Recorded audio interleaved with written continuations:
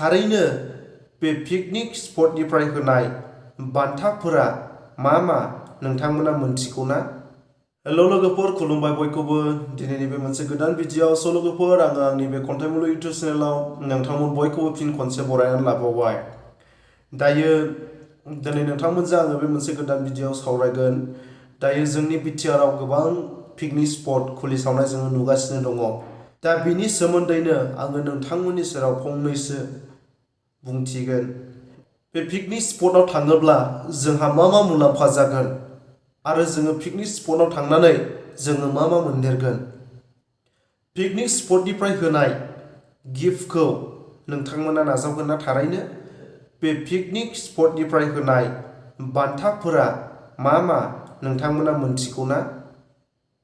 जोङो एग्जाम्पल बुंनो थाङोब्ला पिकनिक स्पटनिफ्राय मोननाय बान्थाया मा?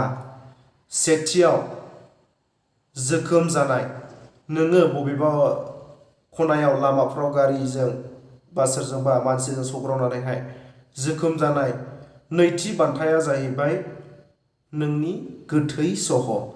नोङो पिकनिक स्पटआव थांगोन, बेवहाय नोंहा मा जाहैगोन? नोङो जौ लोंगोन, बायदिसिना निसा बुस्थु बाहायगोन।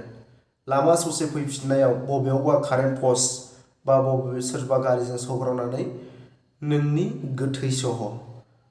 थामथियाव जाहैबाय नोङो गाज्रि खामानि मावनानै। पिकनिक स्पटआव थांनायनि मुङै नोङो थांबाय, लोगोसे बबेबा खना खनलायाव सोरबा सिख्ला बा सोरबा हिन्जावफोरजों रायज्लायबाय, बायदि गाज्रि खामानि मावहैबाय। बेयाव नोङो हमजानानै नोंनि थामथि बान्थाया जाहैबाय रायजोफोरजों बिसार खालामजानाय।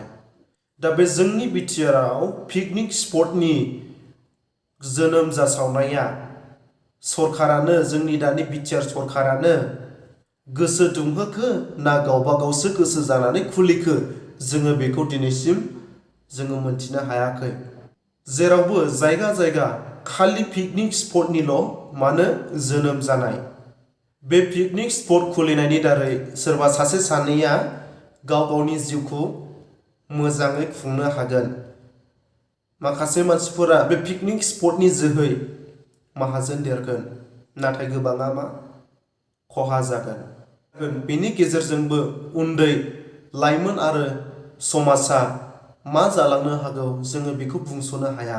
बे पिकनिक स्पटनि जोहै जोङो सेथि कुइसन खालामनो हायो, खना खनलायाव थानाय बर' समाजखौ जौ जुवाजों गफबनायनिफ्राय उदां खालामनो आबसुआ नाजानायनि लोगो ना सुथुर जागोन, बेखौ जोङो मोनथिनो हाया। बेफोरबायदि पिकनिक स्पट खुलिनाय, जौ जुवाजों गामि खना खनला गफबनाय थानायनिफ्राय बेखौ उदां खालामनायाव आबसुआ बेजों लोगो ना सुथुर, जोङो बेखौ मोनथिनो हायाखै। नैथि कुइसन खालामोब्ला जोङो मोनथिनो हायो, पिकनिक स्पट जानायजों लोगोसे लामा सामा हस्पिटालफोराबो बानायजानायब्लाथ' मोजांनि बाथ्रामोन, नाथाय बेबायदि बहा जानो। पिकनिक स्पटना खुलि जादों, नाथाय लामा सामा बबेयाव जोङो हस्पिटाल मोननो हानो। थांलाय फैलाय लामायानो जेरैबायदि अबस्था, बहाबा एक्सिडेन्ट जानानै बोरैबा हां थाब्लाबो फोरलाब फोरथाब हस्पिटालनि बिखायावसो थाहैनो गोनां जायो। लोगोसे आरोबाव पाउडार बादि पल्युसन दंबावो। जेरैबो दामनाय गोमनायनि लामा सामाफोराव लोंनायजों माब्लानि समाव मा बुंफ्लाङो होस्रिखावो, जेबो थाल थाया गावखौनो गाव। बेबादि थासारियाव मान सनमान, सोलोंथाइया गोथाङै थावरिनो गोब्राब। नोङो जौ फेगोन बा निसा बुस्थु फेगोन, बेजों नोङो नोंनि खर'आव निसा दावखोनानै माब्लानि समाव नोङो मा बुंफ्लांगोन, लामा सामायाव हस्रिखावनानै नोङो गावखौनो गाव जेबो आन्दाज मोननाय नङा। नाथाय बेफोरबायदिजों मा जायो, थासारियावहाय गासैबो मान सनमाना गोथाङै थावरिनो गोब्राब जानानै फैयो।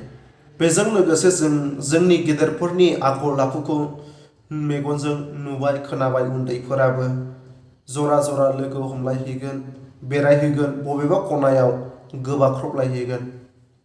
नाथाय बेखौ सोर साबेसेया नुनो, सोर साबेसेया नोजोर लानो?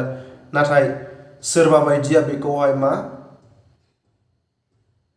नुनानै हमनो मोनबायब्ला बेवहाय नोंहा मा जाबाय रायजोजों बिसार खालामजानांगौनि गोनांथि फैबाय।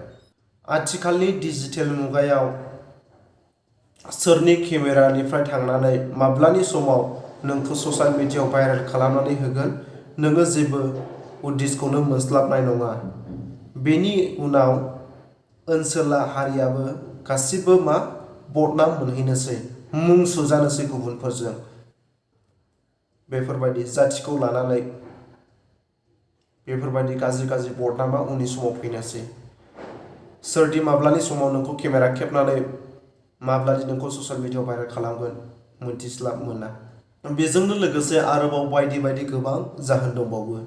जोङो बुंनो थाङोब्ला बा मेगनजों नायोब्ला जोङो मिन्थिनो हायो सिगांनि बिटिसि सरकारा फुजा मेलायाव मुखुब जानानै थायोमोन, नाथाय जोंनि दिनैनि बिटिआर सरकारा पिकनिक स्पटजों मुखुब जानायखौ जोङो नुनो मोनबाय। अब्ला बे मोननैनि गेजेराव मा फारागथि दङ? सिगांनि सरकारजों दानि सरकारजों बेखौ रुजुनानै नायोब्ला जेबो फारागथि गैया। जुदि सरकारा बेखेवनो खाबु होआखैब्ला माखासे जाथावैफोरखौ थाबैनो बन्द खालामनानै होयोब्ला बयनिबो जोंनि बर' हारिनि समाजनि थाखायनो गाहाम जागोन होननानै आङो सानो। लोगोफोर, नोंथांमोना आंनि बे सुंद' बिबुंथिखौहाय खोनासंनानै जुदि मोजां मोनदोंब्ला अन्नानै आंनि बे भिडिअखौ हाजासे शेयार खालामनानै हो। लोगोसे आंनि चेनेलाव गोदानै फैदोंब्ला अन्नानै आंनि बे खन्थाइमुलु इउटुब चेनेलखौ साबस्क्राइब खालाम।